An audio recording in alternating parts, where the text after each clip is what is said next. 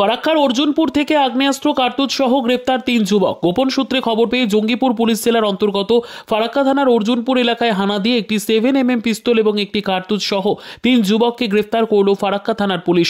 মঙ্গলবার রাতে গ্রেপ্তার করা হয় তাদের। পুলিশ জানিয়েছে ধৃত যুবকদের নাম রাজা দাস, সোমনাথ সাহা, সোনু মহালদার। সকলের বাড়ি শামশেরগঞ্জ থানা এলাকায়। বুধবার ধৃতদের জঙ্গিপুর মহকুমা আদালতে পাঠানো হয়। অস্ত্র কারবারের সঙ্গে আর কেউ জড়িত রয়েছে কিনা তা তদন্ত করে দেখছে ফারাক্কা থানার পুলিশ।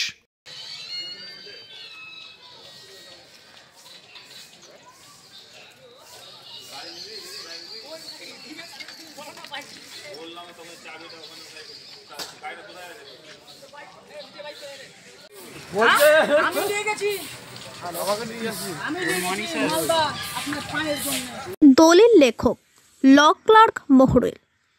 লেখক রবজুল ইসলাম ওরফে বাপ্পা, পিতা রুবল আলী। এখানে জমি রেজিস্ট্রি করা হয় এবং জমির পরামর্শ দেওয়া হয়। এছাড়াও দোকান ও গাড়ির এগ্রিমেন্ট করা হয় এবং জমির রেকর্ড করা হয়। বিশেষ দ্রব্যস্তু জঙ্গিপুর কোর্টের যে কোনো এফিডেভিট করা হয়। স্থান বাবুপুর, পোস্ট 3 পাকুড়িয়া, শামশেরগঞ্জ, মুর্শিদাবাদ।